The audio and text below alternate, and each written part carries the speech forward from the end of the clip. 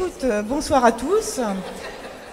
Inclure tous les citoyens dans la construction du territoire intelligent, cela peut paraître une évidence, mais néanmoins, les chiffres sont là. 12 millions de personnes sont touchées par un handicap en France, et selon une étude INSEE intitulée « Les discriminations liées au handicap et à la santé », 45% des 10-24 ans présentant une déficience cognitive disent avoir été l'objet de moqueries, 64% de mise à l'écart. On a une personne sur 4 qui déclare avoir eu à souffrir de discrimination, et à toutes ces difficultés se double de véritables courses d'obstacles dans l'espace public. Absence d'ascenseurs dans certaines gares, de plateformes pour fauteuils dans les transports, manque de signaux oraux au carrefour, implantation anarchique de mobilier urbain pour malvoyants, et ce malgré les nombreuses obligations légales pour mettre aux normes l'espace public.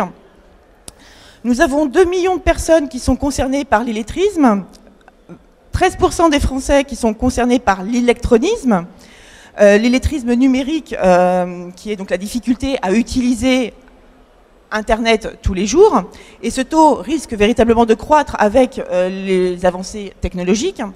Et devant ce tableau peu engageant, nous pressentons bien que la construction du territoire intelligent est à une croisée des chemins, est un carrefour. D'un côté, la possibilité de prendre en considération les besoins de tous les citoyens et de construire un territoire permettant de dépasser les situations de handicap, de pauvreté, et de faire d'une vie décente et épanouie un droit. Et de l'autre côté, le risque de creuser des inégalités, de binariser la société en gagnant-perdant, au risque de fragiliser la démocratie. Donc face à cette croisée des chemins, comment concrètement penser la ville pour tous ? Et plus que penser, comment construire une ville accessible à tous, qui est l'essence même du territoire intelligent. Et avec nous, pour nous éclairer, nous avons Anne-Marie Dumont, qui est conseillère déléguée au handicap au sein de la région Bourgogne-Franche-Comté. Bonjour Madame Dumont. Hervé Bars, conseiller municipal délégué au handicap et à la santé donc au sein de la ville de Nevers, conseiller communautaire au sein de Nevers Agglomération et administrateur du CCAS au sein de la ville de Nevers. Cécile Debesse, donc, qui est chargée d'affaires en aménagement urbain et accessibilité au sein du CEREMA. Alors pour ceux qui ne connaissent pas le CEREMA, c'est le centre d'études et d'expertise sur les risques, l'environnement, la mobilité et l'aménagement. Et enfin, Sébastien Froment, qui est chargé d'études, accessibilité et innovation technologique, au sein également du CEREMA. Alors tout d'abord, Monsieur Bars, pour vous, comment penser la ville pour tous et harmoniser finalement la politique de la ville dans ce domaine? Alors, bonjour à tous. En principe, vous m'entendez ou vous m'entendez pas? Non. Bonjour à tous. Allô? Oui, là c'est bon. Oui, bonjour à tous. Donc, comment penser la ville accessible pour tous et pour tout le monde quand la ville n'a pas été faite pour? C'est la problématique que l'on a dans beaucoup de nos villes médianes et dans des villes historiques comme la ville de Nevers. Donc c'est pour ça que on est parti du constat que les personnes en situation de handicap... Allez-y. Ouais, donc les personnes en situation de handicap ont toutes leurs particularités, toutes leurs nécessités, et les places ne sont pas forcément adaptées à toutes les personnes, dans tous les cas, sur tous les lieux, comme vous pouvez le voir sur le slide qui est proposé là. Donc en phase 2, je sais plus, en phase, on a commencé à faire le recensement de toutes les places pour handicapés qu'il y avait sur la ville de Nevers. Il y en avait 220 environ, publics, non pas privés, mais que publics là. Et donc on les a recensés, on les a géolocalisés grâce à l'agglo et la ville de Nevers, et surtout on est parti du principe qu'il fallait que ça soit le plus précis possible pour que les personnes en situation de handicap qui viennent à Nevers puissent trouver la place qui lui convient, non pas la place qui est peinte en bleu, qui n'ira pas forcément. Donc on a insisté sur la géolocalisation, la longueur, la largeur et la photo, qui est le plus souvent le plus parlant pour chaque personne, qui sera si elle peut descendre à droite, à gauche, en arrière, en avant, se garer dans le bon sens ou pas. Donc on est parti de ce constat-là et on a voulu... Alors on en est où? On a voulu le mettre en ligne... Non, revenez à celle d'avant.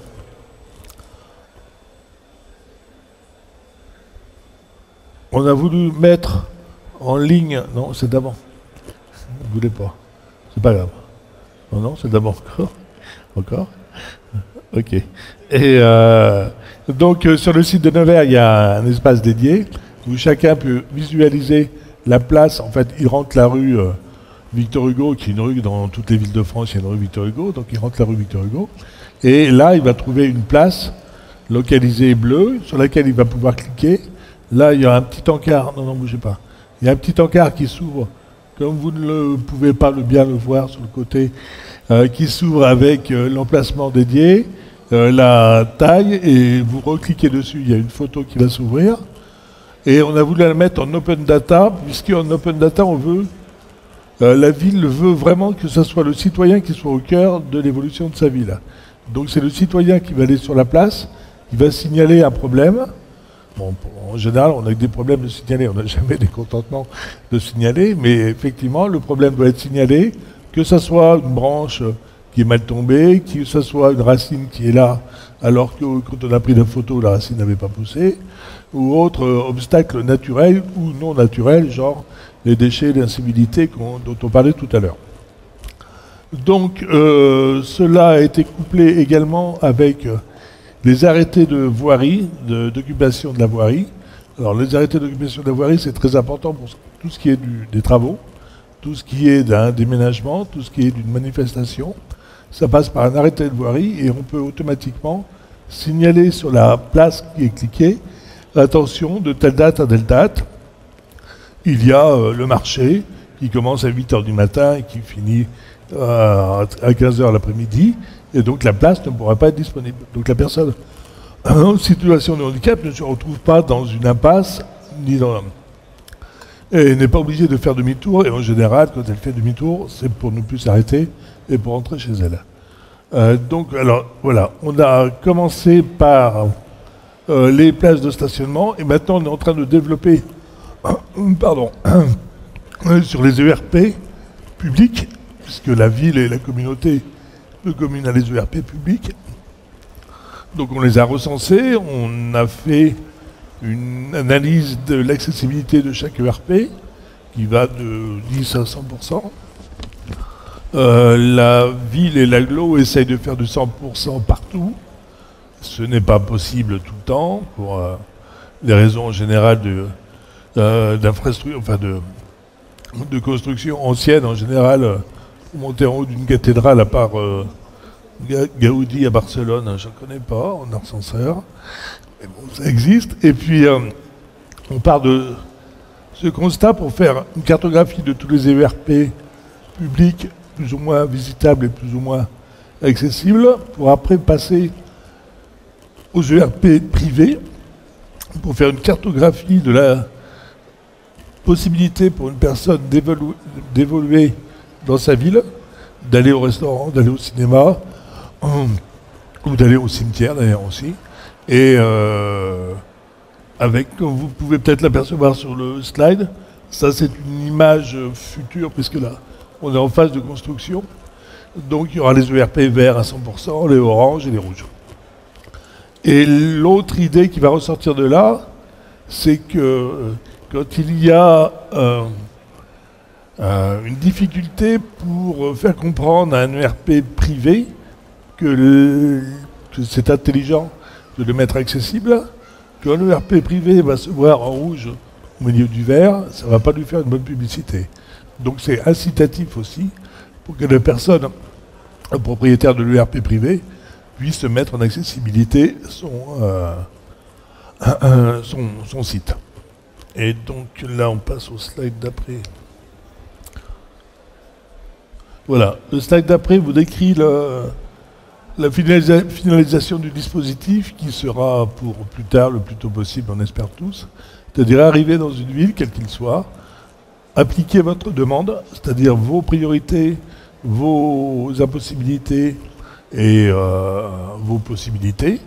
Et là, ça va vous rebalancer sur l'analyse va être automatiquement faite, passer par le slide après.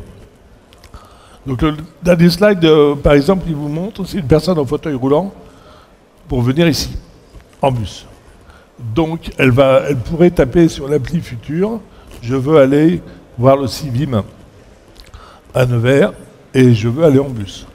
Donc l'appli va lui sortir l'arrêt de bus, le plus proche possible, le plus accessible possible, et la déambulation qu'il y a à faire entre l'arrêt de bus et l'arrivée. Alors donc, en plus ici, il y avait deux arrivées possibles, une arrivée publique et une arrivée publique et une arrivée sportive de l'autre côté.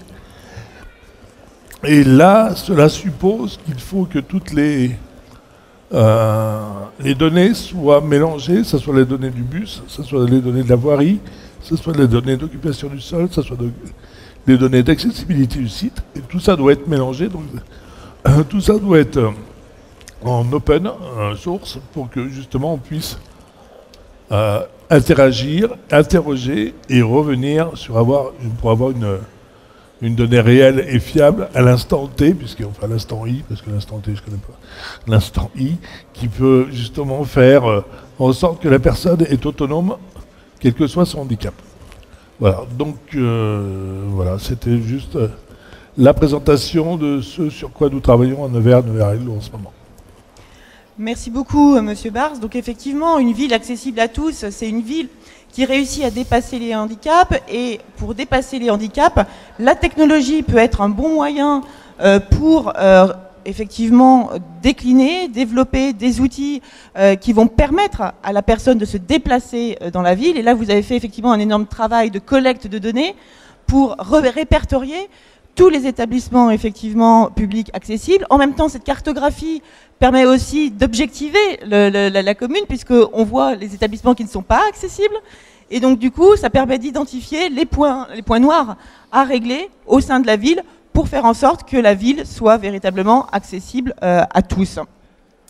Et dans cette dynamique, le CEREMA, d'ailleurs, accompagne les territoires dans la mise en œuvre de politiques inclusives. Et avant de rentrer dans des cas d'usage, on va d'abord, si vous le voulez bien, présenter le CEREMA, parce que tout le monde ne connaît pas cette institution, ce centre d'études. Et après, nous verrons comment vous accompagnez les territoires et quelles pratiques vous avez finalement développées pour construire une ville pour tous. Oui, merci beaucoup. Du coup, le CEREMA, on est un établissement public. Donc on travaille sur de nombreux sujets, la mobilité, les infrastructures de transport, l'urbanisme, la construction, préservation des ressources et prévention des risques. On travaille beaucoup sur les politiques publiques, leur mise en œuvre, leur évaluation, mais aussi sur des solutions innovantes avec leur élaboration et leur évaluation aussi. Au CEREMA, on a depuis, nouvel établissement, mais depuis 2001, on a au sein de nos équipes un programme, le programme Ville accessible à tous, qui permet de travailler avec des équipes pluridisciplinaires sur l'ensemble de la chaîne de déplacement que sont le bâtiment, la voirie et les transports, et d'avoir une stratégie globale sur la chaîne de déplacement. Donc dans ce cadre-là, on a travaillé sur un projet récent et notamment sur le numérique. Comment est-ce que le numérique pouvait apporter des nouveaux services et pouvait aider à la mobilité des personnes handicapées ou des personnes à mobilité réduite. Et du coup, voilà, je vais vous présenter tout de suite. Alors, je pense que l'intervention de M. Bars nous a très bien illustré un peu les difficultés qu'une personne en situation de handicap peut rencontrer dans ses déplacements quotidiens. Et moi, je vous ai juste trouvé aussi sur Twitter. Donc, je veux bien qu'on passe... Pardon, merci. Sur Twitter, Romain qui nous fait le suivi de son déplacement quotidien. Alors il est en région parisienne, il doit prendre le RER pour aller travailler. Il a toujours des péripéties. Alors là, j'en ai sélectionné deux. La première, c'est un ascenseur qui ne marche pas.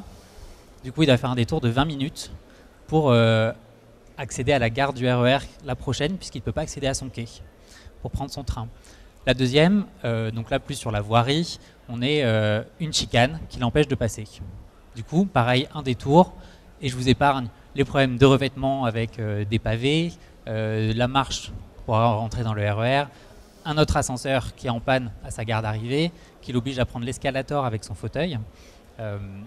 Voilà, donc j'en passe, et des moins bonnes. Donc voilà, on se rend compte qu'il y a un vrai besoin pour les personnes à mobilité réduite de connaître leur territoire pour pouvoir anticiper leurs déplacements, pour pouvoir anticiper aussi les obstacles et aussi être prévenus en temps réel pendant leur déplacement, quels obstacles ou quelles péripéties elles vont certainement rencontrer sur leur chemin. Du coup, la slide d'après. Alors, c'est un sujet sur lequel on a beaucoup d'acteurs qui réfléchissent, qui apportent des solutions. Donc là, je vous ai montré quelques-unes de ces initiatives, que ce soit des collectivités, des entreprises privées, des startups, ou même plutôt des établissements publics aussi, qui essayent d'apporter des solutions. Alors on s'est rendu compte, on a fait un état des lieux en 2014 et on se rend compte que toutes ces solutions, elles sont très hétérogènes. Elles répondent à un besoin, elles répondent à un profil d'utilisateur, que ce soit une personne en fauteuil, une personne aveugle, une personne avec un fauteuil électrique, voilà, avec chacun ses besoins. On se rend compte qu'on est sur des formes qui sont différentes, une cartographie, un calcul d'itinéraire en temps réel, un calcul d'itinéraire sur Internet, un site web. Voilà, on a plusieurs formes et plusieurs aussi, certains sur les établissements qui reçoivent du public, d'autres sur les transports ou sur la voirie. Voilà, et donc toutes ces innovations sont très hétérogènes entre elles et ne permettent pas d'avoir un parcours, comme vous l'avez expliqué, pour aller du point A au point B. Est-ce qu'il faut utiliser 3 applications pour savoir si notre chemin est accessible?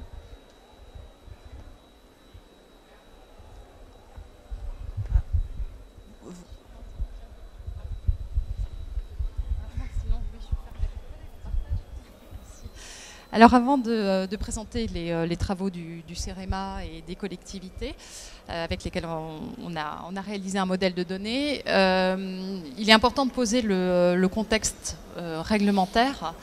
Alors il faut savoir que les collectivités ont obligation de mettre en accessibilité l'ensemble des maillons de la chaîne du déplacement. Donc comme Sébastien l'a dit, la voirie, les transports et le cadre bâti doivent être mis en accessibilité. Donc les collectivités doivent planifier, programmer leurs travaux dans des documents. Alors pour la voirie, elles doivent élaborer un PAV, un plan de mise en accessibilité de la voirie et des espaces publics.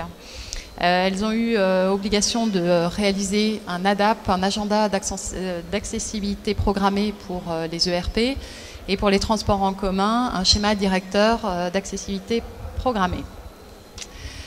Donc, autre élément de contexte réglementaire, c'est l'arrivée imminente, la promulgation imminente de la loi d'orientation des mobilités, qui, outre l'ouverture des données et le développement de la mobilité servicielle, va imposer la collecte et la publication des données qui portent sur l'accessibilité des services réguliers de transport en commun, mais également des cheminements piétons et de la voirie situés dans un rayon de 200 mètres autour des arrêts de transport en commun.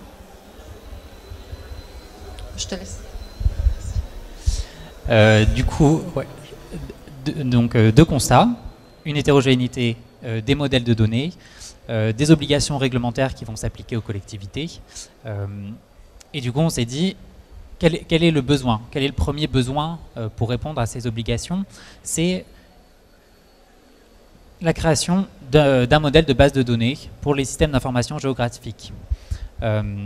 Et du coup, on s'est dit, au lieu de... On ne va pas révolutionner le monde, on sait très bien qu'avec le numérique, au final, ça prend un peu plus de temps que ce qu'on prévoit. Et on est parti avec des collectivités pionnières. Donc on a Lorient Agglomération, Toulouse Métropole et Grenoble Alpes Métropole on s'est mis autour de la table et on s'est dit qu'on allait travailler ensemble sur un partenariat pour justement développer cette base de données pour les SIG. Donc l'objectif, c'est vraiment de décrire l'ensemble de la chaîne du déplacement sous un angle pour décrire l'accessibilité de cette chaîne de déplacement. Un petit point sur la méthodologie, donc 3 étapes. Une première sur la convergence. Donc on a pris les 3 modèles des collectivités qui existaient, des modèles totalement disparates, bien sûr, qu'on a fait converger. On s'est inscrit dans une obligation européenne sur la mise en commun des données sur les informations voyageurs dans les transports, et notamment un profil accessibilité qui existe au sein de Netex. Du coup, voilà, on s'est inscrit dans ces différentes initiatives. On en a sorti 1000 critères pour décrire l'accessibilité de la chaîne du déplacement. On s'est dit que ça faisait peut-être un peu beaucoup, donc on a testé sur le terrain, parce qu'on avait nos premières grilles, avec, vous voyez, des acteurs aussi, institutionnels, privés. Donc on s'est tous réunis pendant 2 jours et on a testé justement ces grilles sur le terrain. On en a barré quelques-unes, on a mixé d'autres, et aujourd'hui on a publié récemment le rapport qui liste, du coup on arrive à 300, environ 300 critères pour décrire l'accessibilité. Un rapport que vous allez trouver, que vous trouverez en ligne, et qui permet aussi qui offre deux choses.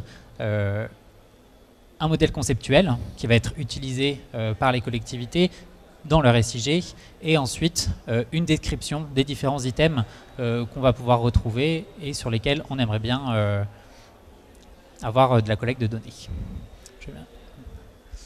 Hop, donc ça c'est la publication. Encore une fois, on s'est fixé 3 principes pendant ce partenariat-là. Un partenariat d'1 an, donc beaucoup de travail a été fait pendant cette année. Premier principe, une hiérarchisation des données. On n'allait pas pouvoir tout traiter. On ne peut pas demander aux collectivités de collecter l'ensemble de nos 300 éléments. Donc on les a hiérarchisés.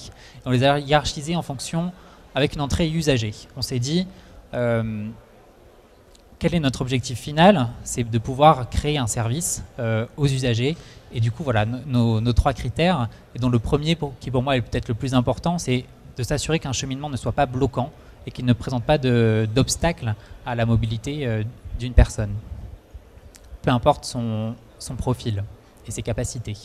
Deuxième objectif, on s'est dit qu'on n'allait pas tout de suite relever de la donnée qui serait déjà objective. On ne va pas dire est-ce que telle traversée est accessible ou pas.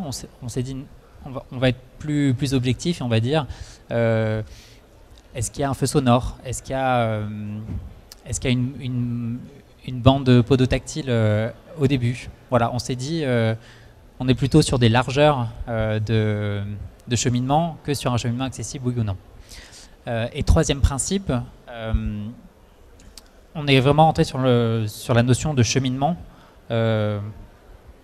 donc quelque chose de transversal sur la chaîne du déplacement. On s'affranchit un peu des problèmes de gouvernance qui sont transparentes pour l'utilisateur, pour l'usager, mais pas pour les services. Du coup, voilà, on a essayé de traiter l'ensemble de la chaîne de déplacement, le bâtiment, la voirie et les transports. Qu'est-ce qu'on peut en faire et où est-ce qu'on en est en fait de ce modèle-là? On a travaillé sur le socle de la pyramide que vous voyez à l'écran. On a travaillé sur les données, comment caractériser ces données-là, et ensuite les services vont venir se greffer pour poser des informations et des services liés à la connaissance des territoires. Alors ça s'inscrit, et c'est un peu ce que vous avez dit, Monsieur Bars, tout à l'heure, c'est qu'on va mélanger toutes les données qu'on a,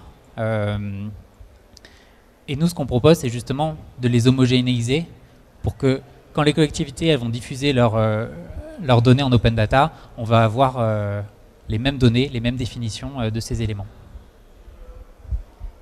Donc.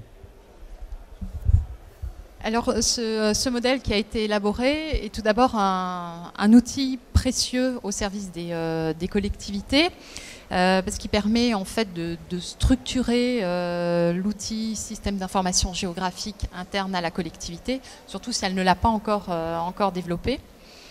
C'est un modèle aussi qui permet d'organiser la collecte des données lorsqu'on élabore un plan de mise en accessibilité de la voirie et des espaces publics, ou lorsqu'on va répondre aux exigences de la LOM.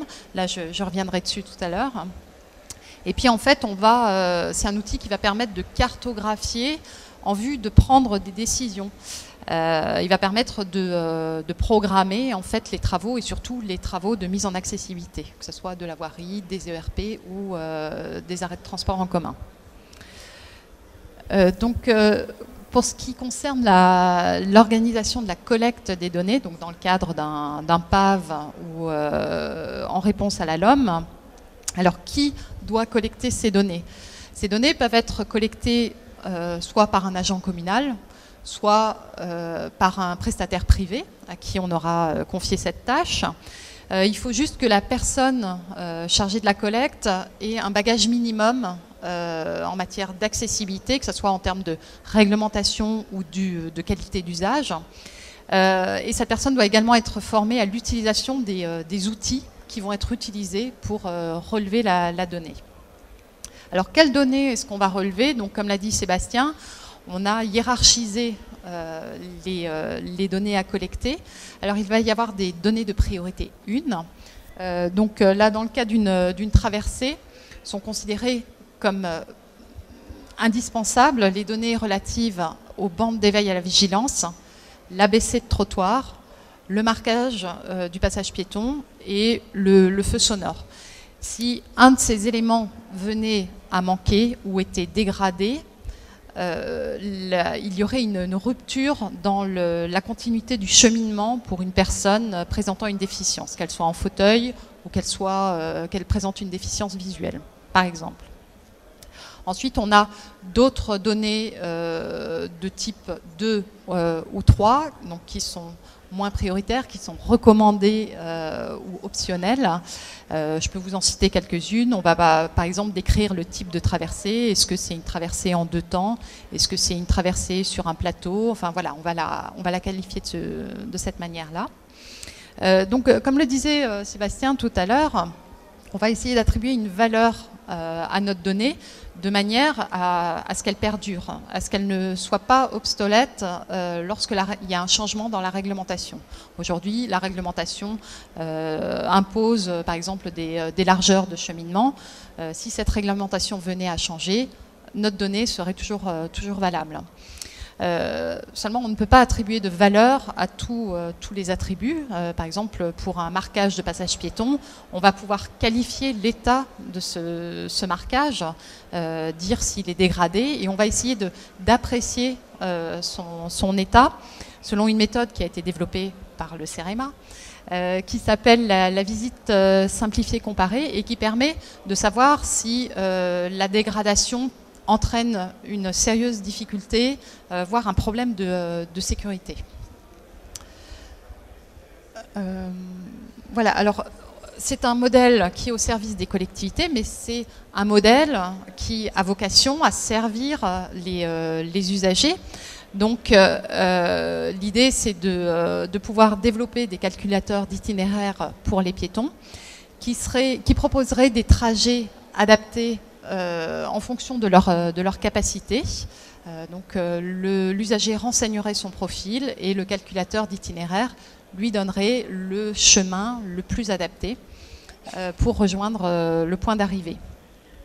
Ces calculateurs d'itinéraire pourraient également fournir une information en temps réel, c'est-à-dire que les collectivités auront la possibilité de renseigner les travaux, les obstacles qui auront été signalés.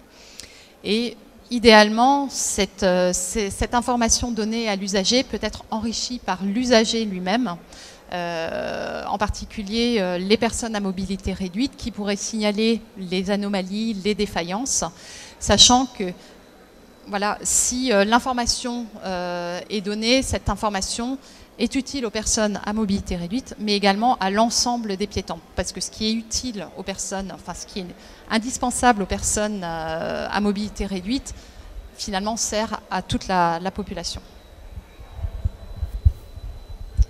Voilà, un peu de pub, juste pour finir sur ce qu'on fait au CEREMA sur l'accessibilité et notamment le réseau des collectivités qu'on anime avec 2 temps forts chaque année, avec notamment les référents accessibilité des villes inclusives. Merci beaucoup. Donc ce qu'on peut retenir finalement de vos propos, c'est que l'enjeu, même pour construire l'accessibilité pour tous de la ville, c'est véritablement la donnée qui va être finalement un outil, un matériau qui va permettre de créer de nouveaux services et finalement de rendre effectivement la ville accessible pour tous.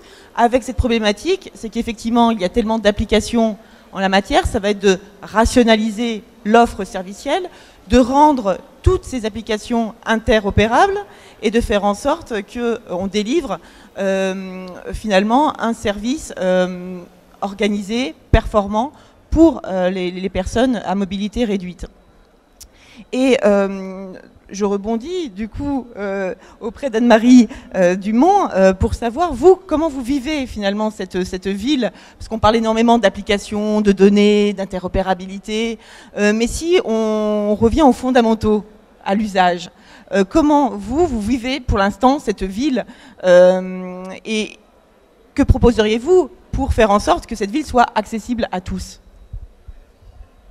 Bonjour à tous. Eh bien, cette ville, je la vis pleine d'écueils. C'est pas toujours simple.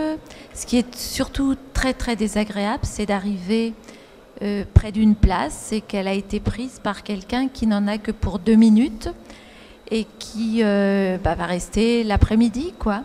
Donc vous, pendant ce temps-là, vous allez tourner, vous allez galérer. Et ça, il faut bien le comprendre. Et je vous ai écouté dans toutes vos innovations, enfin, c'est génial tout ce que vous avez développé. Et je me disais, mais n'y aurait-il pas moyen de trouver une application pour empêcher les gens qui n'ont pas besoin de se positionner sur ces places dont nous avons cruellement besoin. Ça aussi, je parle de ma propre expérience. Certaines fois, les gens qui sont... Mais ça, après, c'est une question de bon sens. Je pense que de toute façon, tout est question de bon sens. Les aménagements, l'agissement, c'est ça. Quand vous n'avez, ou quand vous avez, parce que c'est pas quand vous n'avez, je ne veux pas minimiser, quand vous avez un problème à un bras, je pense qu'il faudrait comprendre que là, vous pouvez vous mettre à cheval sur un trottoir. Nous, avec nos fauteuils, nous devons avoir toujours du plat. Sur un trottoir, on ne peut pas descendre. Enfin bon, la ville actuellement, elle est assez compliquée. J'ai beaucoup d'espoir en tout ce que vous avez dit, parce que j'ai trouvé vraiment, c'est absolument génial. Et je suis prête à coopérer, bien entendu. Qu'est-ce que je peux dire de plus que... Voilà, donc il faut que chacun se responsabilise, je pense, et après, tout ira bien mieux. Après, la ville, on va rester sur le cheminement extérieur. Après, la ville à l'intérieur, c'est très compliqué. Je pense aussi que l'accessibilité dans les bâtiments, là aussi, c'est une question de bon sens. On ne demande pas forcément... Vous savez, moi, donc, je suis à la région et je suis déléguée au handicap. Et quand j'entends les réflexions, c'est-à-dire que maintenant, depuis 4 ans, je suis convaincue que nous sommes des personnes invivables, exigeantes. C'est dramatique. Ça me stigmatise toujours et quand je ressors des réunions, je suis malheureuse comme tout. Mais je dis, on ne demande pas autant. C'est là où intervient le bon sens. On ne demande pas une rampe d'accès de toute beauté, faisant plusieurs mètres et tout. Non, on demande simplement de pouvoir entrer dans le bâtiment, quelle que soit la solution, c'est-à-dire tout simplement une petite rampe d'accès, vous commandez sur Internet, des choses comme ça. Mais il faut arrêter de stigmatiser les personnes en fauteuil. On n'est pas exigeant, n'est-ce pas, Hervé? Déjà avant, j'étais exigeant. Moi, je ne l'étais pas et je ne le suis toujours pas. Mais voilà, donc du bon sens surtout et de belles applications comme la vôtre.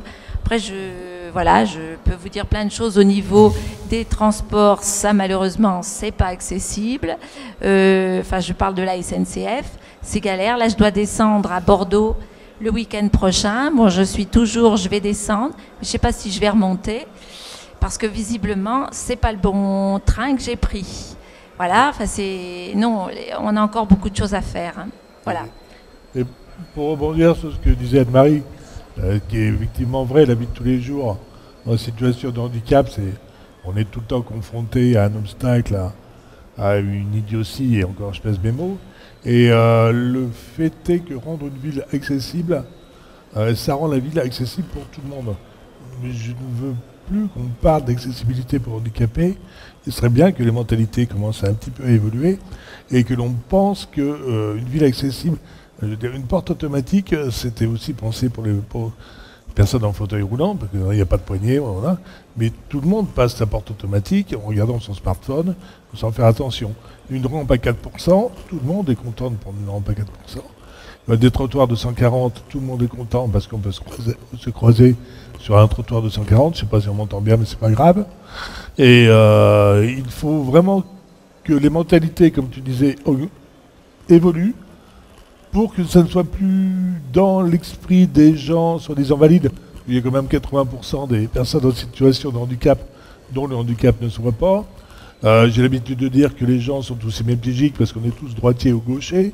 Donc à partir du moment où une ville est pensée pour que ça soit accessible à tous, ce n'est plus la personne valide qui va aider la personne en situation de handicap, c'est la personne en situation de handicap qui va faire évoluer la ville pour le bien de tous. Aujourd'hui, comme demain, comme pour nos enfants et nos petits-enfants. Et c'est là-dessus qu'il faut miser. Je suis d'accord avec toi, Anne-Marie, quand une place est prise par une personne qui n'est pas en situation de handicap, on rage et on a beau dire ce qu'on a beau dire, la police ne vient pas ou la police n'a pas le temps d'intervenir. Si demain, les datadonnées font en sorte que le petit macaron que la personne en situation de handicap a, avec un flashcode dessus, peut permettre d'accéder à la borne qui va descendre parce qu'il y a le flashcode, là on aura vu qu'il y a des progrès grâce à la mutualisation des données et que les cartes pour handicapés peuvent avoir des flashcodes, peuvent avoir une tonne de données, comme la carte vitale qui a une tonne de données. Ces données peuvent être regroupées grâce à des métadonnées et qui peuvent être lues n'importe où, dans n'importe quelle ville, et rêvons un peu n'importe où dans le monde, et que la personne en situation de handicap qui vient à Nevers sera content parce qu'elle va pouvoir évoluer avec sa famille ou trouver un travail où elle veut, comme elle veut, sans se poser de questions.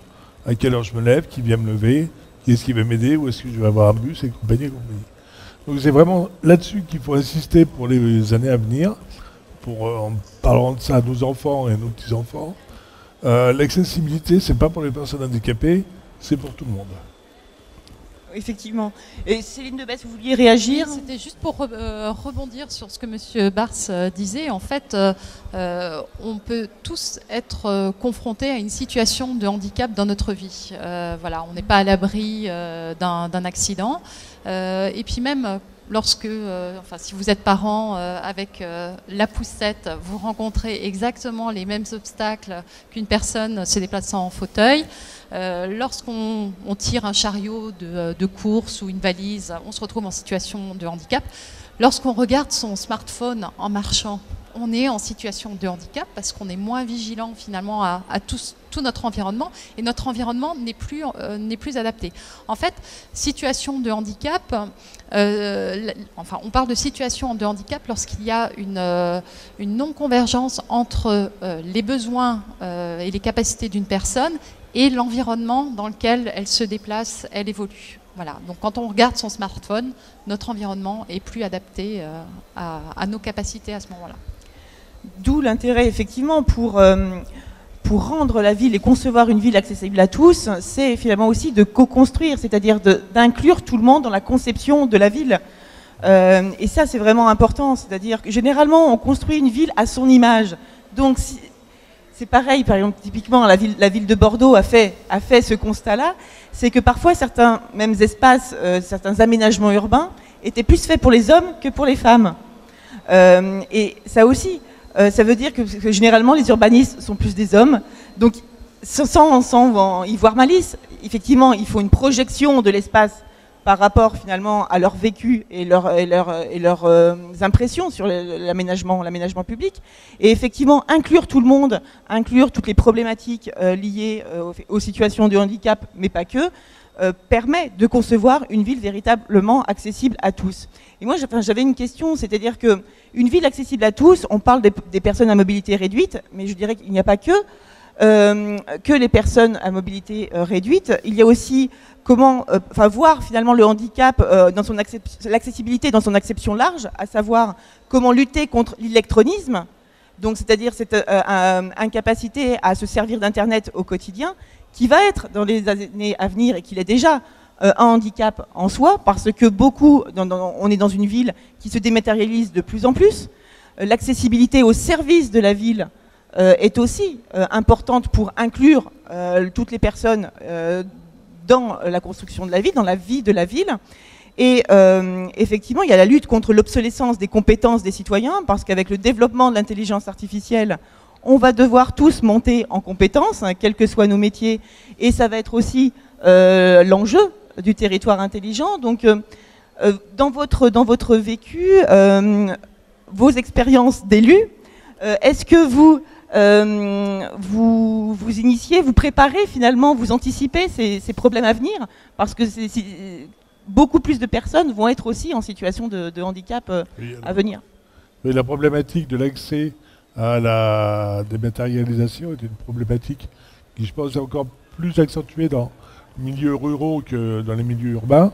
Les villes comme Nevers, j'en parle en tant qu'administrateur du CCAS, on essaie d'accompagner le plus possible et d'ouvrir le plus possible l'informatique à la personne qui peine à trouver cet outil utile, même des fois, en l'accompagnant par des humains. On est encore au stade où on passe par la passerelle de l'humain pour justement présenter l'informatique, amener l'outil informatique et amener la simplicité.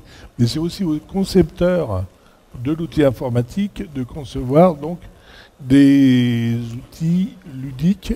Et là, peut-être que l'intelligence artificielle va faire du travail dans les prochaines années en analysant la problématique de la personne qui aura en face de l'œil optique, qui va suivant, il y a déjà des travaux qui ont été faits comme ça à Nevers d'ailleurs entre autres, suivant les réactions des personnes, suivant les hésitations, les mots, les gestes, elle va trouver dans sa mémoire la nouvelle réponse ou la nouvelle façon d'amener la réponse ou la question grâce à l'outil informatique. Et je pense que c'est aux concepteurs d'imaginer ça pour demain, et pour l'instant, c'est aux élus de mettre du personnel à disposition pour accompagner vers la prise en main de l'outil informatique. Pour les personnes âgées, comme pour surtout les personnes âgées, les personnes illettrées, les personnes allophones, et il y a de tout, et ils ne sont pas obligés de passer par leurs enfants pour leur expliquer comment marche un smartphone. En plus, ils se font piquer le smartphone. Donc, sachant qu'il y a même finalement les jeunes générations qui aussi curieusement souffrent d'électronisme et ne maîtrisent pas finalement le b.a.-ba d'Internet. Ils communiquent via WhatsApp et compagnie, mais effectivement sont incapables de faire des recherches sur Internet. Donc il y a là aussi un travail... Une approche, il ne faut pas que l'outil informatique soit que ludique, oui. Il faut qu'il soit une source d'information et de curiosité, et adapté à chacun. Et alors, j'ai une autre question à vous poser. Je vous embête tous, mais dans la manière de faire, la manière dont vous concevez les projets, parce que rendre la ville accessible à tous, il faudrait que, au stade de l'urbanisme, au stade, vous soyez aussi impliqués, parce que la conception de la ville, elle se passe au stade même de la conception des plans locaux d'urbanisme, des plans de déplacement. Donc, est-ce que vous êtes, en tant qu'élu délégué, est-ce que vous êtes impliqué à chaque fois dans tous les... À Nevers-Réglo, je suis en charge de l'accessibilité du handicap, et on considère que c'est comme l'écologie, c'est transversal, c'est partout. Donc effectivement, ça va de... s'il y a une pierre qui est retournée à Nevers ou Nevers-Réglo, il faut savoir si elle est retournée dans le bon sens. S'il y a des travaux, est-ce que c'est le bon moment de faire des travaux? Mais est-ce que les ERP sont capables d'accueillir des personnes en situation de handicap pour travailler? Parce qu'il y a le problème de l'emploi dans le handicap qui est très très peu soulevé. Est-ce que ces personnes, si elles ont réussi à trouver un emploi adapté à leur situation de handicap, vont réussir à trouver des personnes aidantes familiales qui vont pouvoir venir à 6 h du matin pour les préparer, pour pouvoir prendre le bus, si le bus il est accessible et compagnie. Donc c'est tout un... Là on dépasse plus, on n'est plus au cheminement routier si on peut dire, mais on est au moment, c'est le chemin de la vie. Il faut penser que la vie doit être accessible pour toute personne en situation de handicap, et la vie ça va de la naissance à la mort, donc de la crèche au cercueil, enfin au cimetière. Il faut que tout soit pensé pour que les personnes en situation de handicap puissent s'exprimer, puissent vivre, puissent en vivre et puissent donner leurs idées et échanger leurs idées. Donc le CEREMA, il y a quelques travail à faire. Merci. Et pour justement compléter et un peu répondre à ce que Madame Dumont disait tout à l'heure sur le bon sens, il faut du bon sens, mais aussi il faut sensibiliser les équipes à cette accessibilité, parce que beaucoup croient savoir, croient faire bien, et en fait, si on n'est pas sensibilisé, si on n'est pas formé, c'est difficile derrière. Et donc nous, voilà, aussi on forme, on a formé récemment les agents de la voirie de la ville de Bourg-en-Bresse, et on a senti tout de suite à la fin de la formation un changement dans leur point de vue et et on sent qu'il y a peut-être des pratiques qui vont changer, qui vont évoluer à terme. Oui, pardon. Et en plus, bon, je vais à nouveau parler de mon expérience sur la ville de Nevers, où je suis très souvent sur la voirie, justement avec les agents de voirie, pour discuter de la problématique d'accessibilité. Déjà, ils sont très contents qu'on en parle franchement. Et en plus, moi, je suis très content parce qu'ils ont plein d'idées. Je dis, mais oui, c'est pas la peine de faire une remplace, il suffit de passer par là. Là. Et c'est aussi des techniciens qui, à l'approche du handicap, vont donner des idées pour que la personne en situation de handicap puisse s'exprimer. Mais effectivement, comme vous disiez, il faut une forte sensibilisation qui va, enfin ça j'en suis intimement persuadé parce que je suis instit, qui va de la mobilisation des enfants à qui on va présenter des situations de handicap dans les classes, et qui vont faire remonter à leurs parents, qui vont donner des leçons à leurs parents, et qui vont pouvoir faire augmenter les mentalités au fur et à mesure. Mais donc il faut de la sensibilisation et des techniciens. Alors oui, il y a cette question de la sensibilisation, de la formation. Quand on élabore un projet, il est nécessaire aussi de concerter. Alors le CEREMA accompagne les collectivités dans des projets d'aménagement sur des problématiques de mobilité, de déplacement, d'accessibilité. Et on prône véritablement l'association de la population à l'élaboration du projet. Donc on réalise sur le terrain des diagnostics en marchant ou des balades urbaines accompagnées des habitants. Alors on essaye quand même d'avoir des habitants, des jeunes, des moins jeunes. On associe les commerçants, on associe les associations de personnes handicapées. Et voilà, et on réalise un parcours, on recueille toutes les observations qui peuvent être très riches, parce que toutes ces informations-là, en fait, on ne les lit pas dans les documents que sont les PLU. Voilà. Donc ces informations-là servent vraiment à réaliser un état des lieux fiable, exhaustif, pour ensuite dégager des enjeux et mieux travailler sur les solutions possibles pour répondre aux problèmes soulevés par la commune. Merci. Est-ce que vous avez dans la salle quelques questions, quelques remarques? Ou des solutions. Bon. Ou des solutions. Que des solutions qui ont été apportées.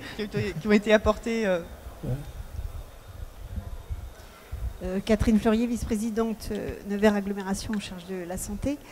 Est-ce que demain, Hervé, on peut imaginer que, comme il faut que tu anticipes toutes tes sorties, etc., tu vas pouvoir, par exemple, réserver ta place pour te garer?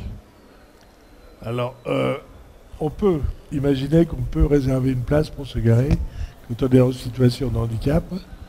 Le revers de la médaille, c'est que l'on devient plus prioritaire que le commun des mortels.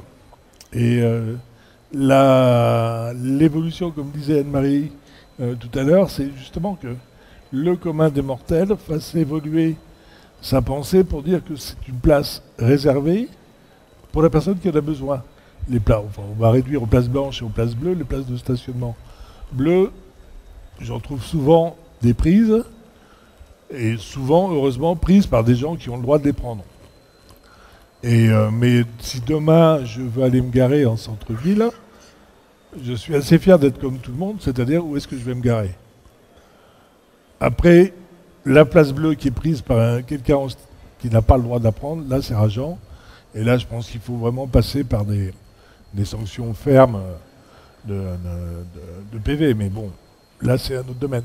Mais l'accessibilité pour tous, je parle vraiment comme mon nom. Être handicapé, c'est pas... faut pas que ça soit comme pris comme un avantage. Comme c'est pensé dans beaucoup de cas. On pense qu'on en profite. On ne profite pas. Et enfin, moi, j'en connais pas beaucoup qui en profitent. Mais le fait est, il faut que ça soit un partage, un échange comme disait Anne-Marie, une bonne manière, pratique. Enfin, il y a une femme enceinte qui monte dans un bus, on se lève et on lui laisse la place. L'important, c'est pas réservé à elle.